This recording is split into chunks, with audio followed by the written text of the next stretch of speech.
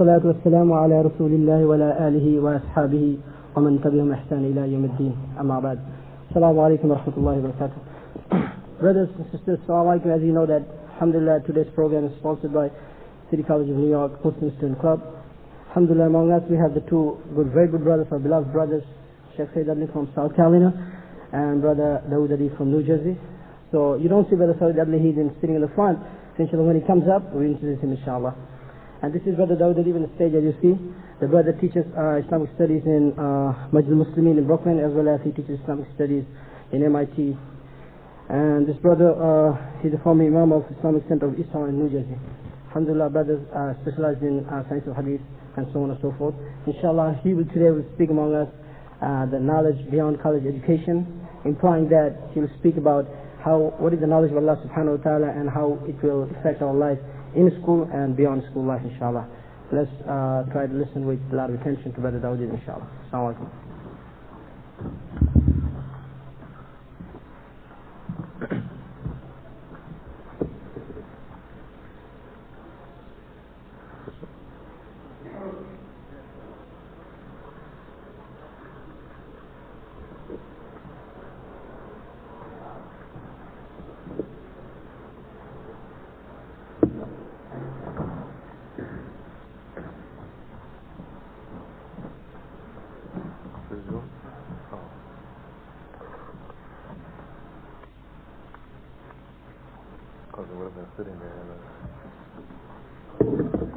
بسم الله الرحمن الرحيم.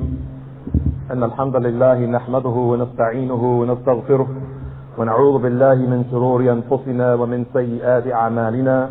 من يهده الله فلا مضل له ومن يضلل فلا هادي له، وأشهد أن لا إله إلا الله وحده لا شريك له، وأشهد أن محمدا عبده ورسوله.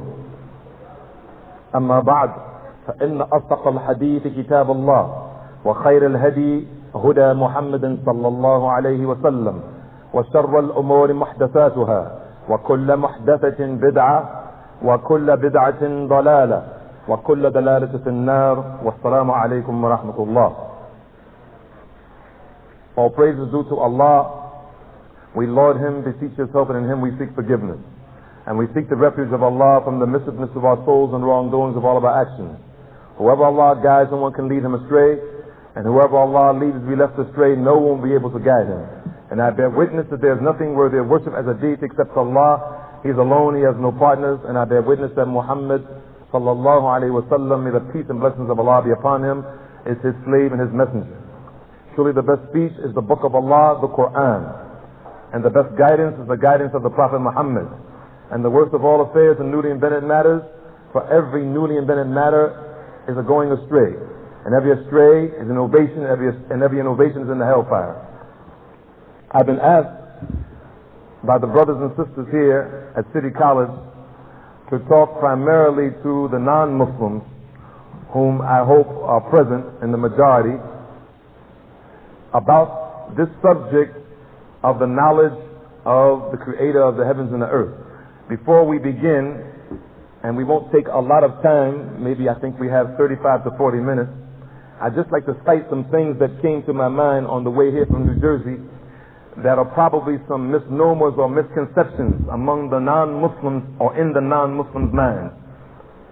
Some of those things, like Louis Farrakhan or Saddam Hussein, or women have to walk behind the men in Islam, Muslim women have to walk behind the men, or a man can have as many wives as he can afford, or Jesus has been substituted by Prophet Muhammad, and that Muslims reject or do not believe in Jesus, or any of these things that are usually taught in the so-called higher institutions of learning throughout the United States, especially by Orientalists.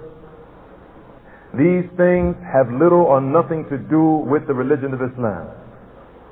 These issues and other issues that we have left out, like the white man is the devil and the black man is God, these things have little or absolutely nothing to do with the religion of Islam.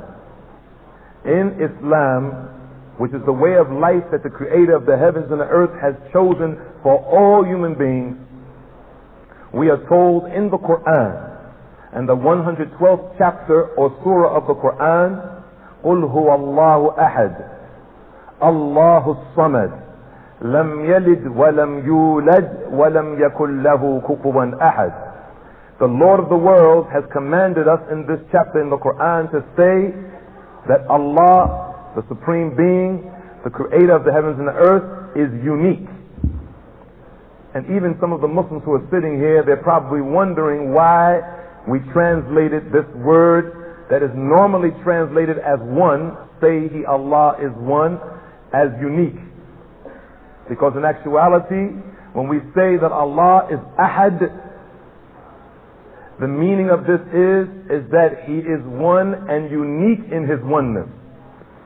He is one, but He is unique in His oneness and His singularity and His unicity. That there is nothing, absolutely nothing, that is equal to Him. He is independent, upon whom everything and everyone depends upon. He neither begets nor is He begotten. He neither has children, He neither has a daughter or son, nor is He, the Creator of the heavens and the earth, born.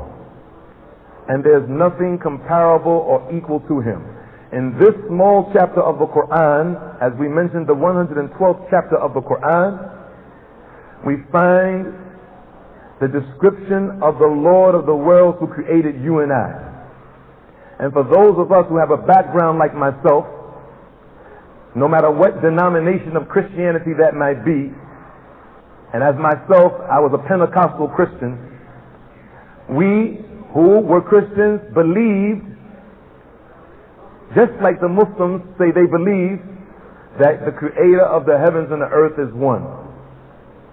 But the unique characteristic that we find in Islam, that we don't find in the religion of the Sikhs, nor do we find it in the religion of the Hindus, nor do we find it in the religion of the Buddhists or the Confucianists or the Taoists, or any of the varieties or various denominations of Christianity or Judaism, nor do we find it in the 5%ers.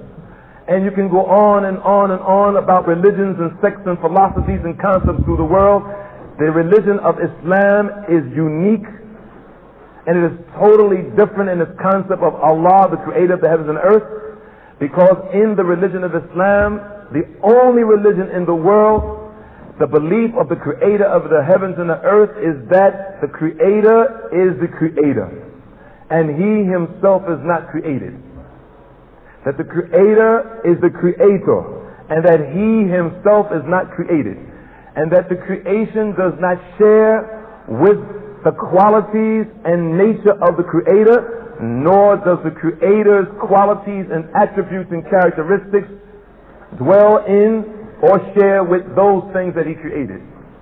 And this is the most important thing that a human being could ever know. No matter how far you go in higher studies, from bachelor's to master's to PhD or above that, there is no knowledge, whether you're in graduate studies or undergrad, whether you've never been in college at all or any university, there is no knowledge that is more important for your salvation in the next life and your happiness in this life than to know who it is that created you. There's nothing, no knowledge, computer science, pharmacology, nuclear physics, there's no knowledge that is more important than knowing who is your Lord. Because as one of the great scholars of the 8th century, Ibn Qayyim al-Jawziyah, he said, إِنَّ الْعَبْدَ لَوْ عَرَفَ كُلَّ شَيْءٍ وَلَمْ يَعْرِفْ رَبَّهُ فَكَأَنَّهُ لَمْ يَعْرِفْ شَيْئًا. He said that the creature that Allah created, the human being like you and I, if they were to know everything, every science, every technology, if they had knowledge of agroforestry, if they had knowledge of everything, and they don't know their Lord, it is as though they don't know anything. There's no knowledge more important. Why? It's because we were created to worship the Creator of the heavens and the earth, the one who sees everything, the one who hears everything, the one who knows everything, the one who is not born. Like this brother standing in front of you, Dawud Adib, who was born on this day in 1953, February 27th. The Lord of the world is not born. The Lord of the world does not die.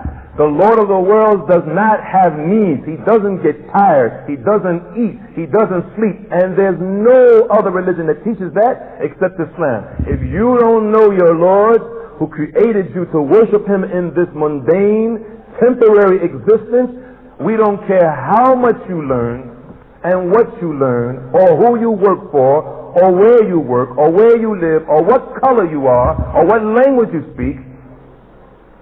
You are going to have a very terrible situation in this life and worse in the next, because that Creator who created us to worship Him wants us to do just that, and that's all He's asking from us. And anything else that you learn or you do in life is a bonus. It's subsequential. Anything that you do in this life after knowing who your Lord is and knowing what He desires from you, what He demands, not desires, what He demands from you, which is to worship Him, after that, everything else is a fringe benefit. But if you don't worship your Lord who created you, and before that, if you don't know who He is, you are worse than any creature that He has ever created. And we're not saying it in a way to belittle people. We're saying that you don't really know your purpose in life.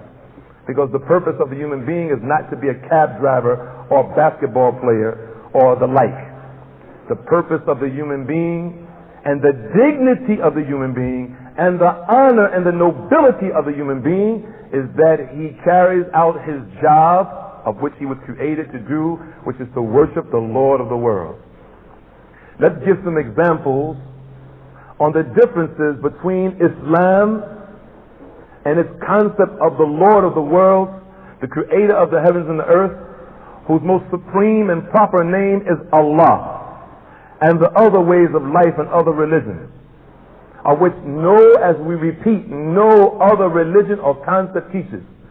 And in the beginning of this brief talk, we mentioned people like Farrakhan, and we'll discuss the belief of Louis Farrakhan and the one that he learned from Elijah Muhammad, to show also some comparisons between real Islam and pseudo-Islam, the genuine Islam and the counterfeit Islam, the real Islam and the fake Islam.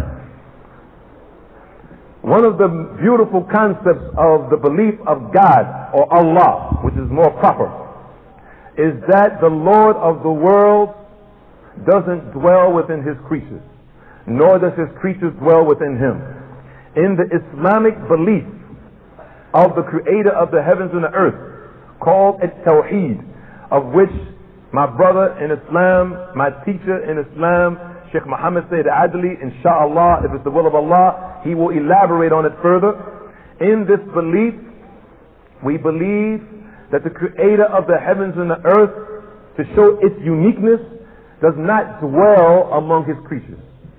What we mean by that is that in Islam, the creator of the heavens and the earth is of a different nature. So to the Muslim, we don't say that the creator is with us in this room. Allah is with us in this room.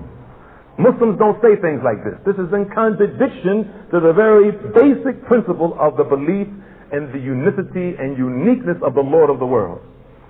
For the Muslim, we know that the creation has similar properties, similar attributes and characteristics. Even though I am not like a dog, I am similar to a dog.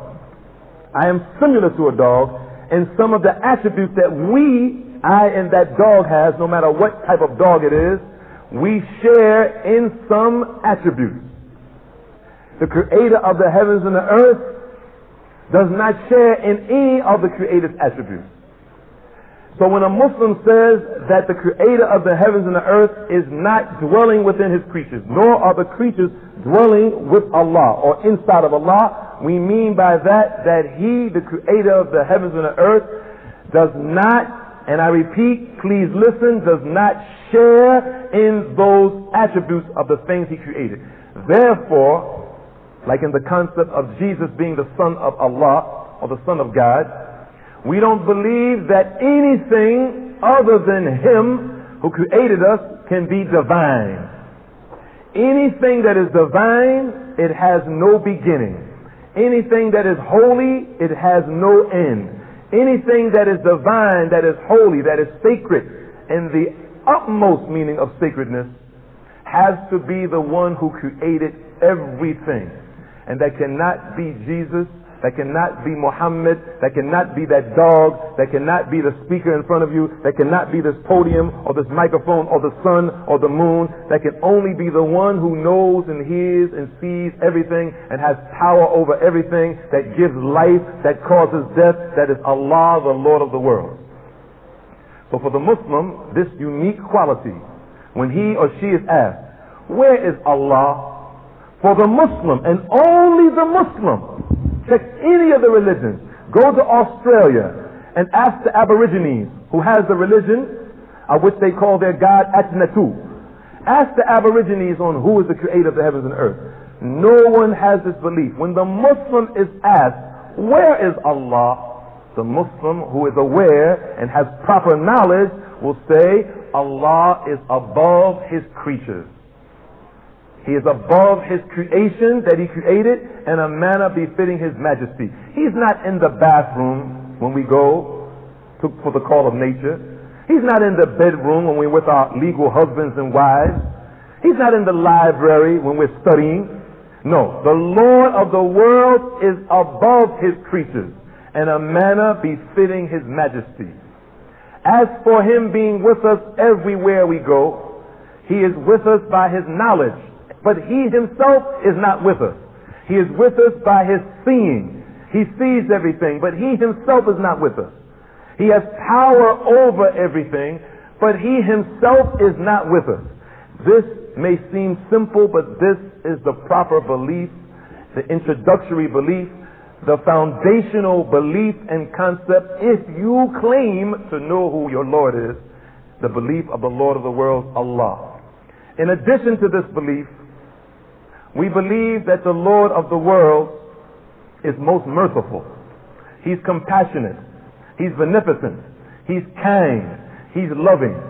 And He does things out of His wisdom and injustice. And He never, ever, ever is unjust to any of His creatures. He is never unjust to any of His creatures. He is never unjust to the believer or the unbeliever, the heterosexual or the homosexual. He is never unjust or unkind to any of His creatures, and He will judge His creatures in accordance to what He knows, because He created them on the day of which is called the day of resurrection. In the religion of Islam, of whom Muslims are constantly day and night calling the non-Muslims to, we also believe that this creator of the heavens and the earth sent down the final revelation called the Qur'an.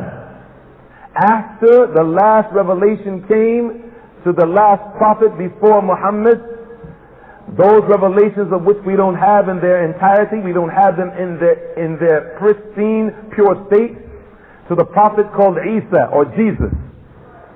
That revelation that was given to him, and then he went back to his Lord in a manner that only Allah knows in a living state. He went back to his Lord. And then Allah, that creator, sent down the Qur'an.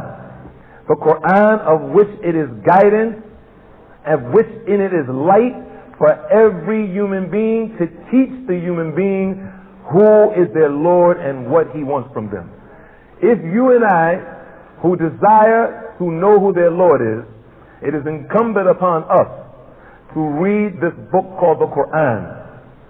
No matter what, again, what religion you might be, it is incumbent upon you to read the Qur'an. For in the Qur'an you will find a detailed explanation of who it is that created you. And what better joy can you and I have, who have a very short time in this life, to get to know and be close to the one who created us, and on the day of resurrection be able to see His face. What better joy is it to see the Creator's face, the one who created you and I? There's no more reward greater than this. So in order for us to gain that reward and other felicities that He has promised His righteous servants, then we have to read the book of which He sent, and He has not sent any other book after this book, and He will not send any other book after this book. And He sent that book to a prophet who there will be no prophet after him, which is the Prophet Muhammad, who lived and died in the desert of Arabia. When the person reads this book, they become acquainted with whom they were created by. And in addition to this, in Islam, we believe that all of those people, no matter what color they may be, when they accept Islam, that way of life that He, the Creator, Allah, has designated for all human beings, and He is pleased to give us as a way of life, when that person accepts Islam, their life becomes a total life. Their life becomes a perfect life. Their life becomes a complete life, that every single thing that they do, now that they've become, or they've come into the fold of Islam, everything that they do becomes worship, as we mentioned earlier, which is the purpose that the human being was created. For instance, when the Muslim begins a lecture like we began this morning or this afternoon, the Muslim begins in the name of Allah. Bismillahir Rahmanir Rahim. Now, as the teachers and the university professors and the college professors here in this place, this edifice of higher learning, when they began their classes this morning, maybe or maybe not, they began it in the name of the Creator. For the Muslim, every single act now becomes an act of worship. When I put this funny looking thing on this morning, by putting this funny looking long shirt on, I made donning this shirt an act of worship just by saying Bismillah. When I got into the car, I said Bismillah, in the name of Allah. When I looked in the mirror to comb the hair that I'm now losing as I get older, I said Bismillah, in the name of Allah. So my combing my hair, my brushing my hair, my putting on my clothes, my getting into the car, everything becomes a worship. Before I go to the bathroom, there's a supplication or something I can say to make going to the bathroom worship. When I leave the bathroom after relieving myself, there's something that I can say to make that worship. When I buy food for my family, there's something that I can say to make that worship. When I eat that food or forget before I eat that food to say the name of Allah, during the eating, it becomes worship, and after there's something I can say. When I get on a plane, on a boat, and a train, there's something I can say to make that worship. Every part of the Muslim's life becomes worship, of which the Muslim doesn't have to make up these things for themselves. Everything has already been designated and laid out for them before they came out of their mother's womb. All of these things were laid out for them in the example of the Prophet Muhammad, as demonstrated by him, which he drew from the Qur'an, which was revealed by Allah to the Prophet Muhammad. So in the religion of Islam, there is a total way of life connecting the individual to the one who created them after they know who he is, worshiping him in a manner befitting the majesty of the Lord of the worlds, which gives the person happiness in this life, which takes away confusion, which takes away despair, which takes away frustration, which takes away desperation, which takes away depression from the person when they accept the religion of Islam. When the person evaluates and investigates this religion called Islam, they will find that it is very unique. That this religion called Al-Islam has given every human being and the species or the gender that Allah created its role. The men have their role and the women have their role. And one role is not more important than the other. As some people, as we mentioned earlier, some people might think that the woman takes a back seat. And the enemies of Islam are constantly trying to barrage the media with these type of concepts that the women in Islam take a back seat. This is so far from the truth. There can be nothing more farther from the truth. For in Islam, the woman was given true liberation. Because when a woman becomes a slave to the Lord of the world, she becomes free. When she becomes a slave to the Lord of the world after knowing who he is and knowing why she was created, no one can enslave her again. When a woman accepts Islam or a man accepts Islam, this acceptance of Islam makes their life a life of slavery. Slavery to the Lord of the world, and it frees them from the shackles of slavery to anything else. I'd like to give the example, a small example, and being once again a former Christian in the junior Christian ministry, I'd like to give a small example of the freedom that Islam gives to women, of which Christianity, through the Bible, puts women in a form of bondage. When a woman, for example, gets married in Islam, and this can only be from the Lord of the world, to show the completeness of Islam. When a woman gets married in Islam, she doesn't take her husband's name. She keeps the name of the man that she came through his loins, her father. So if her name, for instance, is Gail, and her father's name was Mr. Harris or Thomas Harris, she's Gail, the daughter of Thomas Harris. She's Gail Harris. And when she gets married, she doesn't take the name of her husband, Bill Jones. But in Christianity, and once again, not to shed this in a bad light, but we're just trying to show the example of the freedom of Islam, is that in Christianity, which has saturated the Western lifestyle, from the book of Corinthians, as we learned, and people who go to seminaries learn, that the woman is considered the property of that man like cattle. And this is from a verse in the Bible, that the woman is considered property to that man, or the property of that man, just like cattle. And there's a law in this country that came from that verse in the book of Corinthians called the law of coverture. And this is why the women today take their husband's name. Where in Islam she's given freedom and she's shown independence. When she gets married, she keeps her father's name and she keeps her lineage and her genealogy connected to her father. Islam had women given their freedom centuries ago, when in Europe the Christian theologians were arguing for a period of over 200 years if a woman even had a soul or not. They were arguing for 200 years, back and forth. Do women have a soul? We don't think so. Maybe they don't, maybe they do. To show the substandard view that they have of women.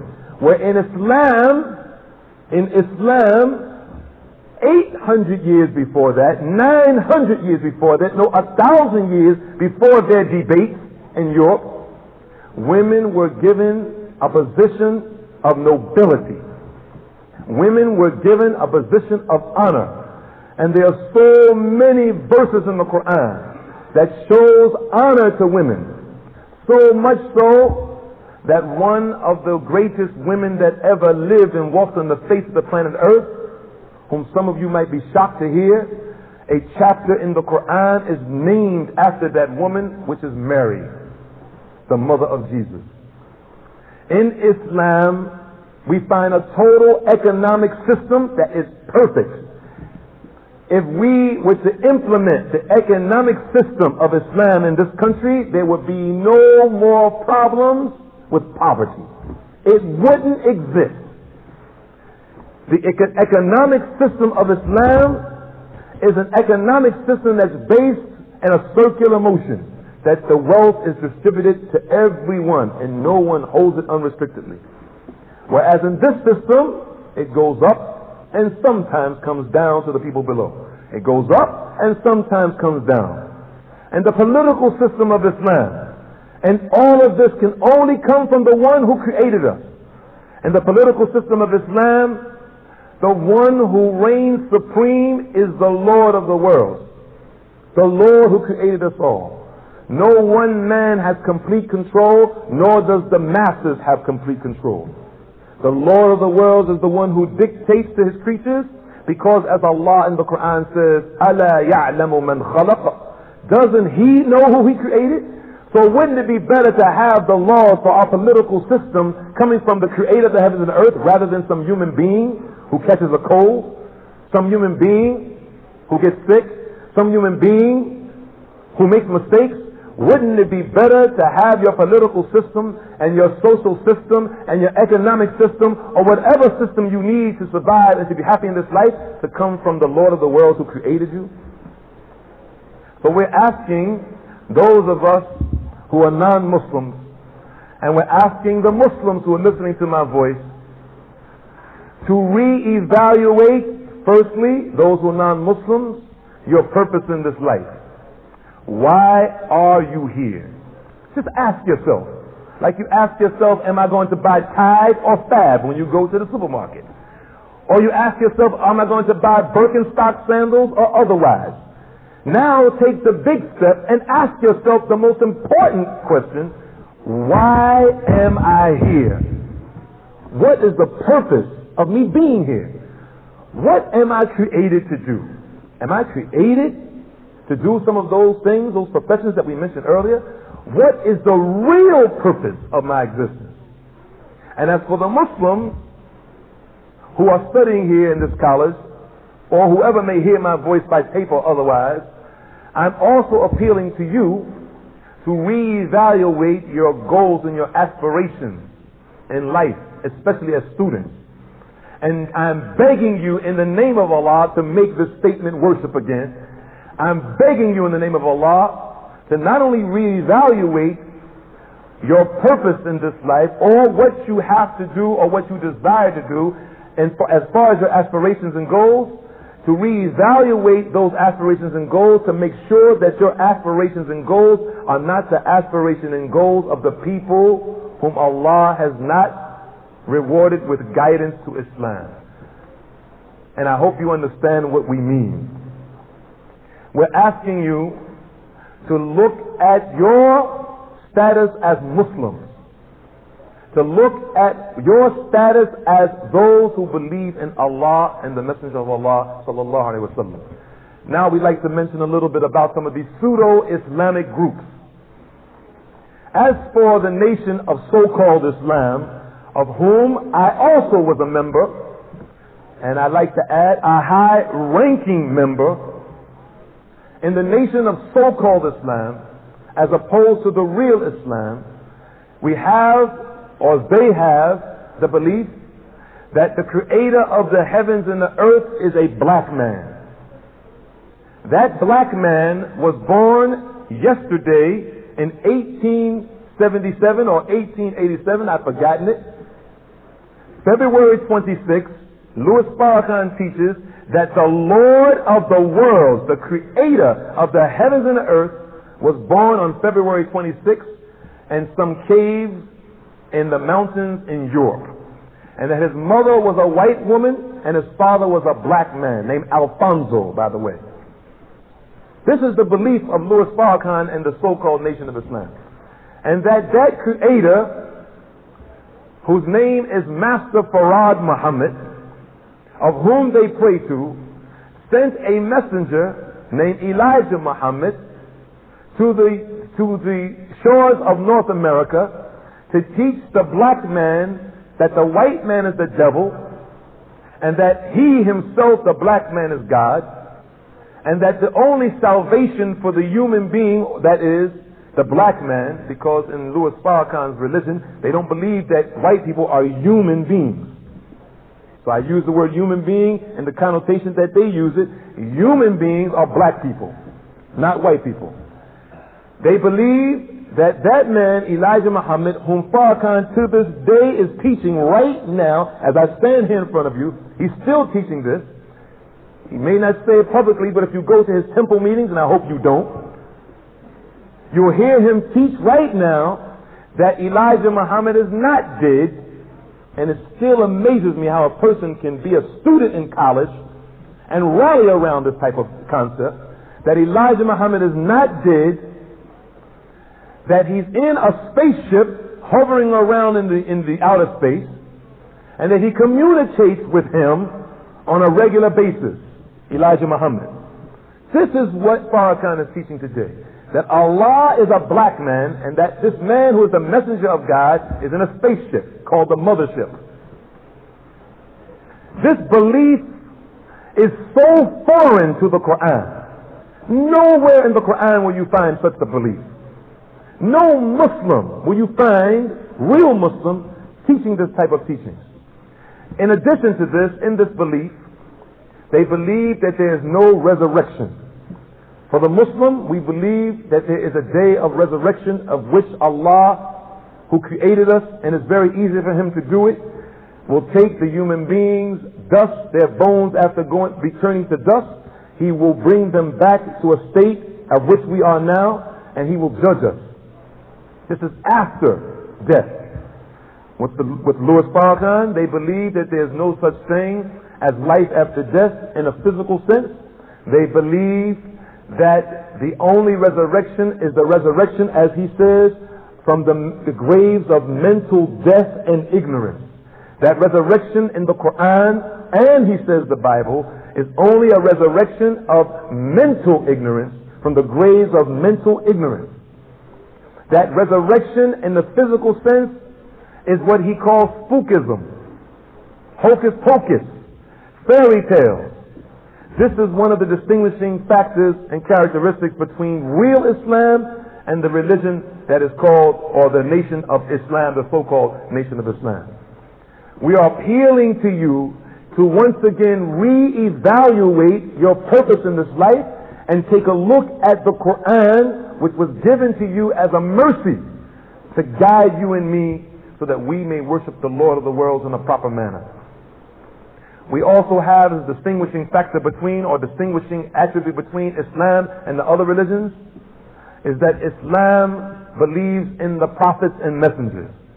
And in Islam, the belief of prophets and messengers is that these human beings, while they were receiving revelation, they are perfect human beings in their revelatory sense. Meaning that while they're receiving the revelation from Allah as prophets and messengers, they do not commit the sins that have been attributed to them, of which the other religions attribute to the prophets Moses and Jesus and Abraham and Noah and Lot and Isaac and Ishmael and the rest. In Islam, we believe that those prophets and messengers were sent to guide people to the oneness and uniqueness and unicity of the Lord of the worlds, to Allah. And that it would be unimaginable and unthinkable for a prophet to be sent to human beings and he himself is committing the crimes of the human beings that he's being sent to. How could a prophet be sent to a group of people and he himself is committing incest, sleeping with his own daughter, of which the Christians believe?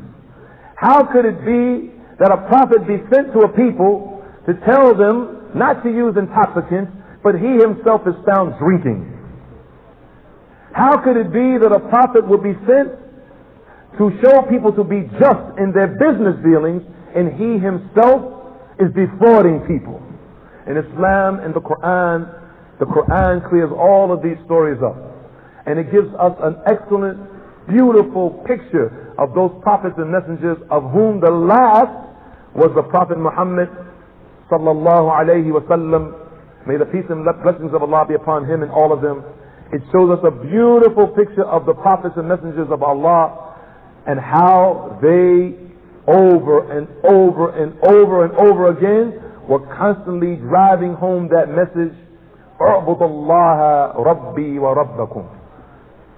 Worship your Lord Allah, He is my Lord and He's your Lord. Constantly Noah said this, constantly Ibrahim said this, constantly Jesus said this. All of them said the same thing over and over again. Worship your Lord, He is one, He is my Lord and He is your Lord. Never ever ascribing divinity to themselves. Never ever claiming to be divine or the Lord of the worlds themselves. Never ever ever pointing to themselves, but always pointing to the one who sent them, Allah. We also like to make a note that in Islam there are some duties that are not difficult for the person who accepts Islam. Those duties, one of them, which forms the 5 pillars of Islam, is daily prayer. And the Muslim is commanded at least 5 or 6 or 10 minutes out of every day, 5 times a day, to pray to their Lord. And some of you who are non-Muslims, you may have seen this. You might have seen Muslims leaving the classroom, or the professor who is a Muslim, he or her leaving the classroom and going and putting a rug down or otherwise and praying to Allah, devoting some time to the Lord of the worlds, remembering the one who created them in a manner that He has taught us to pray. Also, we find the system of zakat, where the Muslim is commanded at the end of every year to take some of their savings and give it to the poor. And this is a commandment from the Lord of the worlds. We also find fasting, of which some of you non-Muslims might have noticed, some of your Muslim colleagues performing the month that just preceded us, the month of Ramadan, in which the Qur'an was revealed to the Prophet Muhammad sallallahu alaihi wasallam, may the peace and blessings of Allah be upon him, and which the Muslim who has reached the age of discernment and maturity or puberty, they are commanded by Allah in the daylight hours to not eat or drink anything and to not have sexual relationships with their legal husband or wife. And at the night, during this entire month, either 29 or 30 days, that Muslim stands up at night divorcing themselves from their beds, which is one of the most excellent times for a person to stand up when everyone else is sleeping and crying out to their Lord and praying to their Lord, imploring their Lord, begging their Lord to forgive them and have mercy on them and grant them that which He has promised all the righteous servants, which is His paradise. And also, as the fifth pillar of this religion of Islam, we have which is called the Hajj, the pilgrimage to Mecca, of which many people have the misconception and misnomer that Malcolm X found the real Islam when he went to Hajj.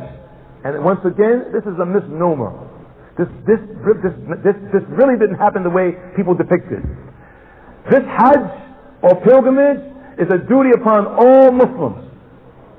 All Muslims from every walk of life in every country, they converge on the city called Mecca.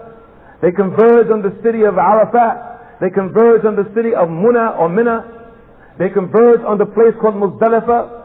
And they perform this pilgrimage of which the Prophet Muhammad himself and some of those prophets who came before him, they performed, and they do this only once again for the pleasure of Allah. When the person accepts Islam, these duties are put on their shoulders, of which we mentioned are not difficult, and they are duties that do not benefit the Creator of the heavens and the earth at all, because He doesn't need anything. But these are duties that the creature that Allah created benefits from. And lastly, we'd like to say that, as we mentioned in the outset of this speech, that these things like Saddam Hussein and Muammar Gaddafi and blowing up the World Trade Center, these things that we mentioned and we haven't mentioned have nothing to do or very little to do with Islam at all. That Islam is free and makes a disavowalment from these types of things. It has nothing to do with Islam whatsoever. And that we ask you once again to read the Qur'an to get the true picture of Islam, to read the Qur'an to get the true picture of Islam, and to reevaluate from the authentic sources, not from the sources of which we find in these colleges throughout the United States or throughout the West, from the authentic sources of Islam, written by reputable Muslim scholars, the life of the Prophet Muhammad sallallahu alaihi wasallam, may the peace and blessings of Allah be upon him, the one whom the Qur'an was given to see his life, to see that his life is the perfect example for no matter what color you are or where you come from or what language you speak, his life is the perfect example. As one of the Jewish scholars here in this country, Mr. Hart, wrote in his book approximately a decade or less ago, called The 100 Most Influential People in History. The 100 Most Influential People in History. A non-Muslim Jewish scholar wrote in his book, after taking 15 or 16 years of investigating the most renowned personalities in history, Jesus, Napoleon, he named so many. Number one on the top of the list as a perfect example was the Prophet Muhammad sallallahu alaihi wasallam. May the peace and blessings of Allah be upon him. And he stated his reasons why when he was questioned by his colleagues. And he stated, and this is not a direct quote, because his statement was much more profound than what I could say. He said, because Muhammad in his life, he was a total man. He was a total human being. He was a father. He was a husband. He was a statesman. He was a political leader. He was a warrior. He was an economic leader. He was a social reformer. And he went on and on and on, where he showed that Jesus, we don't have the absolute example in Jesus' life, even though we love Jesus and we praise Allah for sending Jesus to the children of Israel.